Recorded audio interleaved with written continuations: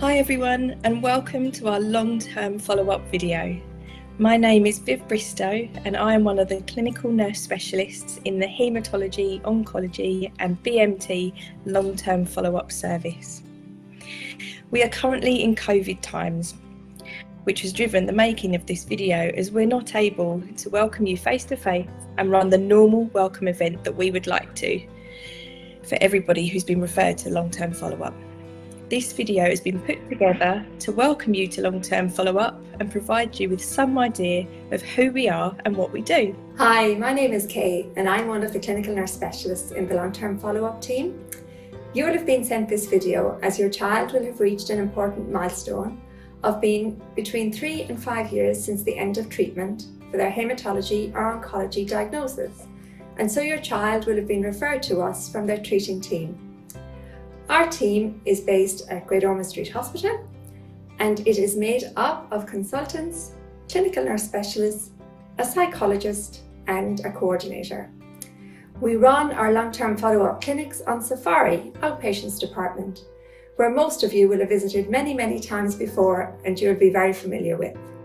Hi, my name is Dr. Vesna Pavasovic and I'm the lead consultant for long-term follow-up and late effects. I work with a great team of other late effects consultants and two long-term follow-up CNSs, Viv and Kay.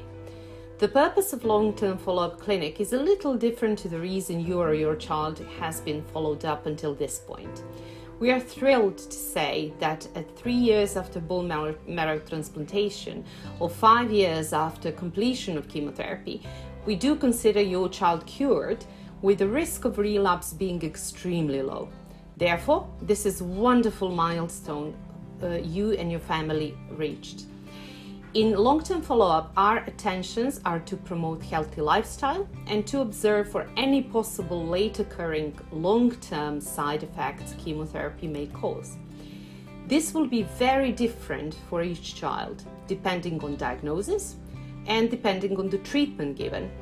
So I urge you to look up to us for details of long-term side effects rather than you asking Dr. Google about it. These long-term side effects will have been discussed with you many years ago at your child's diagnosis, but probably wouldn't have been so important then.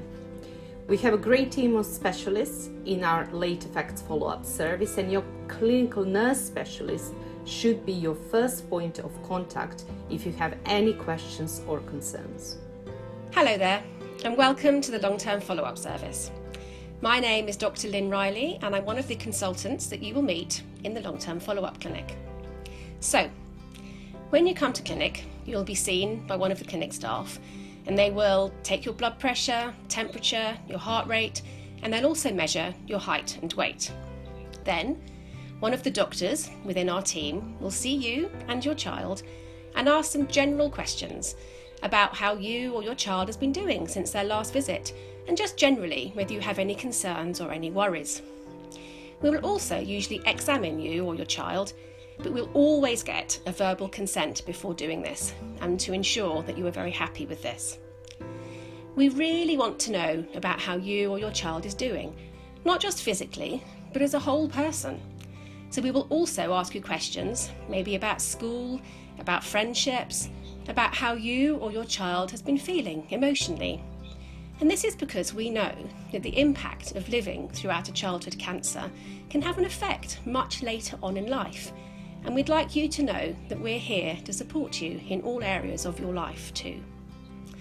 It depends on your child, but as a general rule, it is likely that we will see you for a follow-up appointment approximately once a year. My name's Jen and I'm a clinical psychologist, and I work with a long-term follow-up team and see many of the children and families who go through long-term follow-up. You may have already met me or one of my colleagues whilst going through treatment. As Dr. Riley was just saying, we recognise that cancer or cancer-like diagnosis can have an impact on the whole family in different ways and at different times.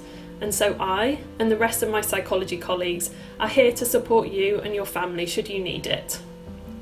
Some examples of the types of things we typically are asked to support with include supporting a child or family where there are worries about health and/or the effects of treatment.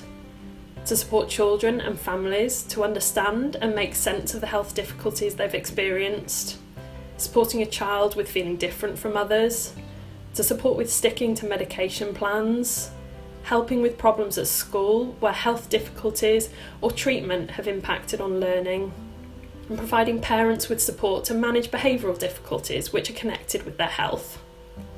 If you'd like support from psychology, you can be referred by one of the long-term follow-up team, so please discuss with them initially. This service is open to you while your child is under the care of Great Ormond Street Hospital, so you can ask for this at any point. The long-term follow-up team also routinely ask parents or carers and their children to complete a distress thermometer form each time you come into clinic.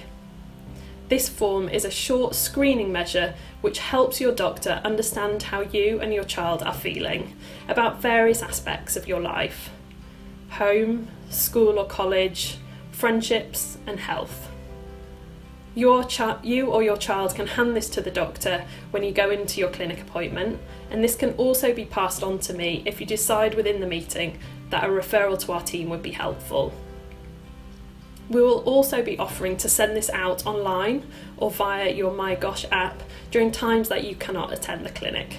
If you are watching this video during COVID pandemic, then you will have been informed that your long-term follow-up clinic appointments will have been rescheduled as video or telephone appointments. Please don't worry about this. We are still providing a thorough service. Your child may be due routine investigations like echocardiogram scans or lung function tests. And if this is the case, we as clinical nurse specialists will triage those appointments and decide whether they can be delayed till a later time when it is safer to come to hospital, or if they do need to take place on time. Kay and I are still available to you and to offer you support and advice. The best way to get hold of us at the moment is via My Gosh. If you're not set up, then please do get set up, or via our email address or on our direct line telephone number, though the best way to contact us at the moment is via My Gosh or our email address. As Viv has already said, we are here to support you, and we are your new key workers. We recognise that changing teams can be very daunting, and so we would like to reassure you that we will have been given all the information about your child's previous treatment and diagnosis from the treating team, and this will come in the form of a treatment summary. We also have access to all of your child's medical notes. It is important to say that we do not offer an acute service as part of the long-term follow-up service. So if your child is unwell, your first port of call should either be your GP or your local hospital. Obviously, if there is ongoing concern, of course, we want to hear from you so that we can help to signpost you to the various healthcare professionals. Many different issues can arise over the years whilst you are under our care in Late Effects, and we are happy to support you through that journey. Things that come up regularly are related to healthy living, diet and exercise, sleep hygiene, performance at school, and any social or mental health worries or concerns. So please do talk to us if you are worried about yourself or your child. Another issue that may come up in the long-term follow-up is that of your child not knowing about their previous diagnosis, as they were too young to remember, and there will never seem to be a good time to bring it up. Don't worry. You're not alone. This does happen from time to time, and we are well experienced in being able to help you with this. We can discuss it with you and find out about your specific situation and work out the best way to help you and your family with this. We do advocate that honesty is the best policy, but it isn't scary or worrying as you may feel about it. So please do contact us and we can talk it through with you. So, as you or your child moves further and further on from their end of treatment, it might be appropriate for us to ask your local paediatric team to work with us and offer to see your child for their follow-up appointments more close to home. There are several reasons for this. One is obviously so that you don't have to travel into central London, and also because we know it's really safe for us to pass this care on now to a more local team. and try to normalise your child's life with as few hospital appointments as possible and making these appointments as close to home as possible. A specialist centre like us doesn't always have to provide follow-up the whole time, and we work very closely with your local team, and we act as one team looking after you. But of course, we will still want to see you from time to time, and we will always discuss and agree the follow-up plan with you and make sure that you're happy with this. You may have heard of a term that we use in healthcare called transition. We use this term to describe the process of planning, preparing and moving from children's healthcare to adolescent or adult healthcare. Transition is a gradual process of change which should give everyone time to ensure that you and your child are fully prepared and feel ready to make the move to adult healthcare. Transition also involves us helping to get you and your child ready to be able to care for yourself in conjunction with adult healthcare services. As children's doctors and nurses, we do like to do everything for you, but it's only fair that we prepare you and your child for adult life from a healthcare perspective, which means us helping your child be able to take charge of their own healthcare. In long-term follow-up, we aim to demedicalise and dehospitalise your child as much as possible by having as few appointments as possible to provide as little disruption as we can, all the time recognising the unique journey that you and your child will have been on. Fasting forward a few years and your child will come to an age where they're a bit too old for us.